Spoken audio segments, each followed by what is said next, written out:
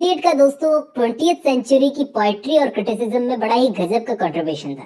ये 4 पॉइंट्स आज की इस वीडियो में हम लोग डिस्कस करेंगे। हो सकता है ये वीडियो आपके लिए बहुत ही हेल्पफुल साबित हो। तो दोस्तों यार टाइम ना वेस्ट करते हुए शुरू करते हैं आज की हमारी वीडियो। सबसे पहले तो टी एस एलियट की लाइफ और इनके वर्क्स को देख लेते हैं, हम इन पर नजर डाल लेते हैं। सबसे पहला पॉइंट हमारा साल 1888 में सेंट लुइस नाम की जगह पर इनका जन्म हुआ। अमेरिका में है ये जगह। फिर बाद में ये पढ़ाई के पर्पज से यूरोप आ गए और फिर वर्ल्ड वॉर फर्स्ट के चलते इनको इंग्लैंड में ही रहना पड़ा। ये वापस अमेरिका नहीं जा पाए। यहीं पर रह करके छोटे मोटे काम किए, जैसे टीचिंग, बैंक में क्लर्क बनना। जिंदगी जीने के लिए उस वक्त ये छोटे मोटे काम कर रहे थे। उस वक्त यहाँ पे इंग्लैंड में इनकी एक दोस्त बनी जिनका नाम था एजरा पाउंड। एजरा पाउंड दोस्तों नाम सुना होगा आपने, इंग्लिश लिटरेचर में बहुत बड़ा नाम है एजरा पाउंड का। एजरा पाउंड ने इन्हें बड़ा प्रभावित किया। इन्होंने ही आगे चल करके टी एस एलियट को सलाह दी कि इनको अपनी पोएम द वेस्टलैंड में कुछ काट छांट करनी चाहिए। दोस्तों एलियट बहुत ही छोटी उम्र से ही गर्म विचारों के थे, लेकिन अपने बहुत सारे हार्डवर्क से एलियट को आगे चलकर वर्ल्ड का एक ग्रेटेस्ट पब्लिशिंग हाउस है जिसका नाम है फेबर एंड फेबर, उसके डायरेक्टर बने ये। अब एक बहुत ही जरूरी बात जान लो दोस्तों, ये जो नाम मैंने बताया फेबर एंड फेबर, ये वर्ल्ड का एक बहुत ही फेमस पब्लिशिंग हाउस है जिसने कुछ फेमस इंग्लिश लिटरेचर के वर्क्स को छापा है। जैसे विलियम गोल्डिंग की लॉर्ड ऑफ द फ्लाइज, उसको इसी फेबर एंड फेबर ने छापा था। तो इस पब्लिशिंग हाउस के कभी डायरेक्टर थे टी एस एलियट। तो इसके बाद यही इंग्लैंड में सेटल हो गए टी एस एलियट हमेशा के लिए। काम भी था, इज्जत भी थी, शादी भी हो चुकी थी। शादी भी यही पे कर ली और 39 साल की उम्र आते आते इन्होंने अमेरिकी पासपोर्ट को छोड़ दिया, त्याग दिया एक तरह से, और इंग्लैंड इनको भाग गया था। इंग्लैंड में ही 1965 की जनवरी का महीना था। 76 साल की उम्र में इनकी डेथ हो गई। अब बात करते हैं इनके ऑक्यूपेशन की। इनका ऑक्यूपेशन क्या था, व्यवसाय, क्या काम करते थे? ये एक पोएट थे, क्रिटिक थे, ड्रामेटिस्ट थे, एडिटर भी थे। वर्ड्स ड्रामा लिखते थे ये दोस्तों।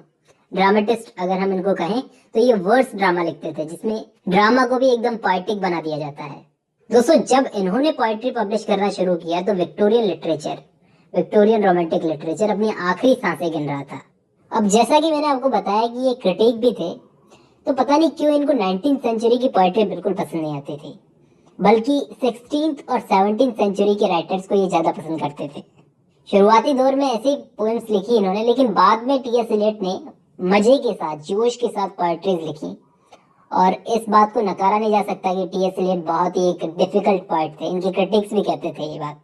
अब दोस्तों अगर मैं इनके लिटरेरी वर्क्स की बात करूं तो पढ़ाई करने के दौरान इन्होंने शुरुआत में स्कूल मैगजीन्स वगैरह में अपनी इमैच्योर पोएम्स को पब्लिश करवाया था। फिर इसके बाद साल 1917 में J Alfred Prufrock, portrait of a lady, the prelude जैसी बड़ी बड़ी पोएम्स को इन्होंने पब्लिश करवाया साल 1917 में।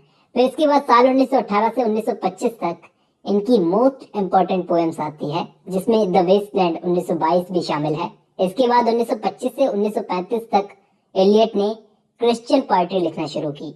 उसके बाद जो हिस्सा था उसमें रिलीजियस पोएट्री लिखते थे एलियट। अब बात करें ड्रामाज की, तो ड्रामा भी इन्होंने बहुत सारे वर्स ड्रामाज लिखे हैं, पोएटिक ड्रामाज। मैंने आपको बता दिया था, ऐसे ड्रामाज जिनमें एकदम पोएम की तरह जो लिखे जाते हैं वो ड्रामा, तो उसको हम वर्स ड्रामाज बोलते हैं। जैसे मर्डर इन कैथेड्रल, ये कुछ 5-6 ड्रामाज के नाम हैं जो टी एस एलियट ने लिखे थे।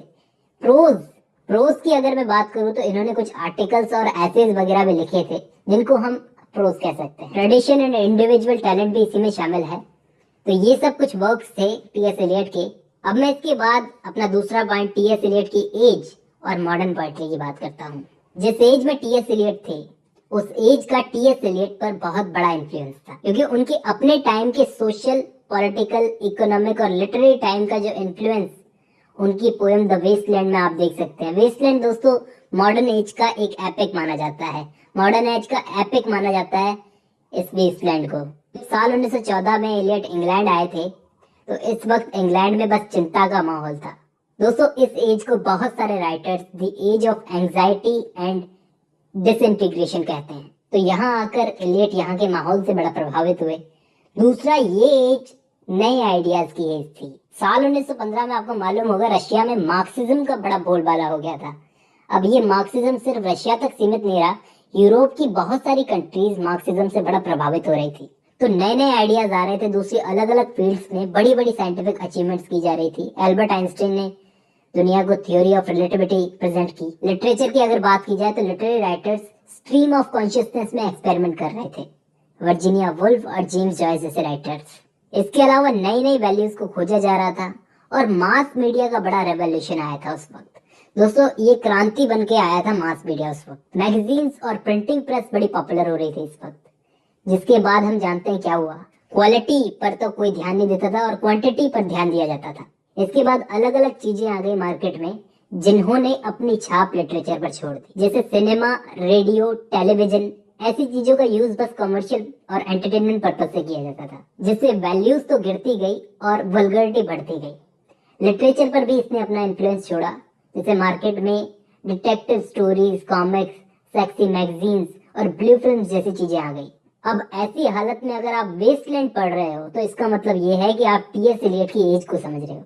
इसलिए इस पोएम को मॉडर्न एज का एपिक माना जाता था दोस्तों। यहाँ तक दोस्तों मैंने आपको थोड़ा सा बताया कि टी.एस. एलियट की एज किस टाइप की थी और मॉडर्न पोएट्री पर इस एज ने किस टाइप से अपना इन्फ्लुएंस छोड़ा था। अब हम तीसरा पॉइंट डिस्कस करते हैं, बात करते हैं टी.एस. एलियट की पोएट्री की थीम्स क्या होती थी।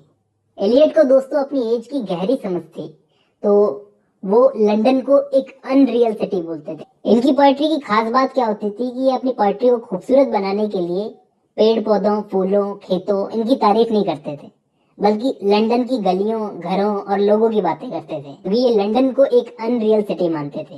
ये उस सिटी की अगलीनेस दिखाते थे और यही थीम्स होती थी इनकी पोएट्री की। गहराई से सोचने की जरूरत है। इसके अलावा कुछ मेटाफिजिकल इमेजेस भी यूज करते थे ये अपनी पोएट्री में। हम ये कह सकते हैं कि जॉन डन से इन्होंने कुछ मेटाफिजिकल पोएट्री की इमेजेस उधार ली थी। जे अल्फ्रेड प्रूफ्रॉक नाम की एक इनकी पोएम थी, उसमें इन्होंने मेटाफिजिकल इमेजेस यूज की है बहुत सारी। इसके अलावा दोस्तों ये अपनी पोएम्स में नई टेक्निक्स का यूज करते थे। मैं आपको बताऊं इनकी पोएट्री पढ़ने में इतनी डिफिकल्ट इसलिए हो जाती थी क्योंकि ये अपनी पोएट्री के अंदर एंशिएंट कल्चर की मिथ्स को भी इंक्लूड करते थे।